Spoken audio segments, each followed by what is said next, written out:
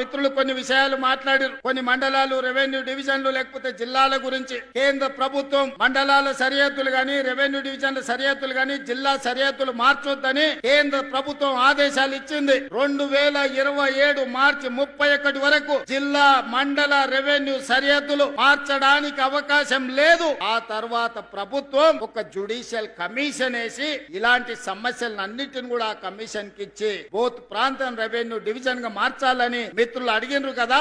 ఆ కమిషన్ ద్వారా ఆ రోజు ఈ సమస్యకు పరిష్కారం చూపించే ప్రయత్నం చేద్దాం. అందుకే ఇవాళ నేను ఈ వేదిక మీద నుంచి మాట ఇస్తున్నా. ఇప్పుడు ప్రారంభించిన సాగునీటి ప్రాజెక్టులే కాదు, తుమ్మిడేటి నుంచి ప్రాణహిత చెవెళ్ల ప్రాజెక్టును తిరిగి ప్రారంభిస్తాం. ఆదిలాబాదుకు నీళ్లు ఇచ్చి ఈ ప్రాంతాన్ని సస్యశ్యామలం చేసే బాధ్యత మా ప్రభుత్వం తీసుకుంటుంది. మా సాగునీటి పారుదల శాఖ మంత్రివర్యులు ఉత్తమ్ కుమార్ రెడ్డి గారు సర్వేలు చేపిస్తున్నారు, అంచనాలు సిద్ధం చేస్తున్నారు. తొందరలోనే ప్రాణహిత చెవెళ్ల తుమ్మిడేటి దగ్గర ప్రారంభించి ఆదిలాబాదు ప్రాంతానికి నీళ్లు అందించి సాగునీరు సమస్యను పరిష్కరించే ప్రాజెక్టును ప్రారంభించడానికి మళ్ళీ నేను ఇక్కడికి వస్తాను అని చెప్పి మా మిత్రులకు తెలియజేస్తున్నాను. ఇక రెండవది, ఈ రోజు కేంద్ర ప్రభుత్వంతో మోడీ గారితో మాట్లాడినాం, రామ్మోహన్ నాయుడు గారితో మాట్లాడినాం, రాజ్నాథ్ సింగ్ గారితో మాట్లాడినాం. తొందరలోనే వీలైతే జూన్ 2 తారీఖు లోపల ఆదిలాబాద్ లో ఎయిర్పోర్ట్ ప్రారంభోత్సవానికి శిలా ఫలకాన్ని వేసే